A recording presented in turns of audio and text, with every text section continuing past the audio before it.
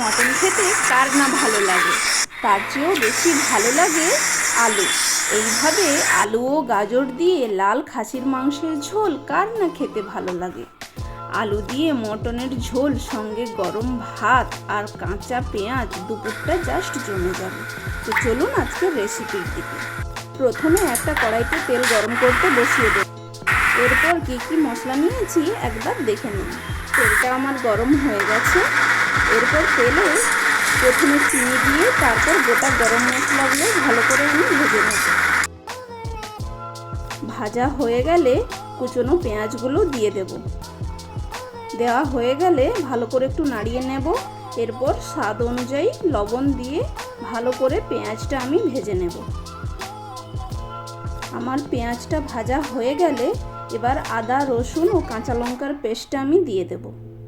এটা আমি ততক্ষণ কষাবো যতক্ষণ না আদা রসুনের কাঁচা গন্ধটা চলে যায় আর মশলা থেকে তেল ছেড়ে আসে।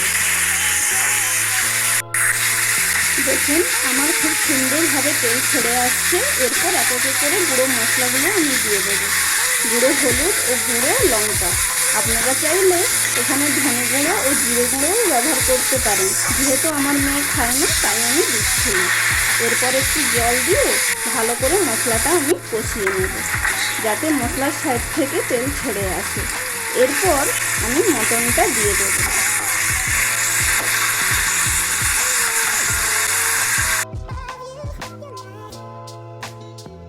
এরপর আমি মটনটা মশলার সঙ্গে ভালো করে মাখিয়ে একটা ঢাকনা দিয়ে কভার করে দেবো যাতে মটনের ভেতরে যে জলটা আছে সেই জলটা বেরিয়ে আসে।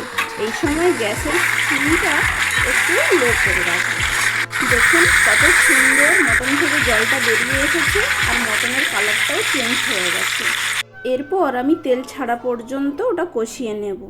এরপরে আমি একটা প্রেসার কুকার নিয়ে তাতে মটনটা আমি খালি করে নেব। এরপর তার মধ্যে আমি আলু ও গাজরটা দিয়ে গরম জল দিয়ে ভালো করে মিশিয়ে নেব। মেশানো হয়ে গেলে আমি 1 টেবিল স্পুন গরম মশলা দিয়ে আমি ঢাকনা করে কভার করে নেব।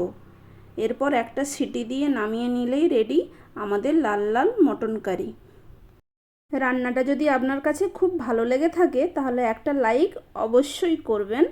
আর যদি আমার চ্যানেলে আপনি নতুন হয়ে থাকেন তাহলে একটা সাবস্ক্রাইব করে রাখবেন এরকম নতুন নতুন রান্না দেখার জন্য।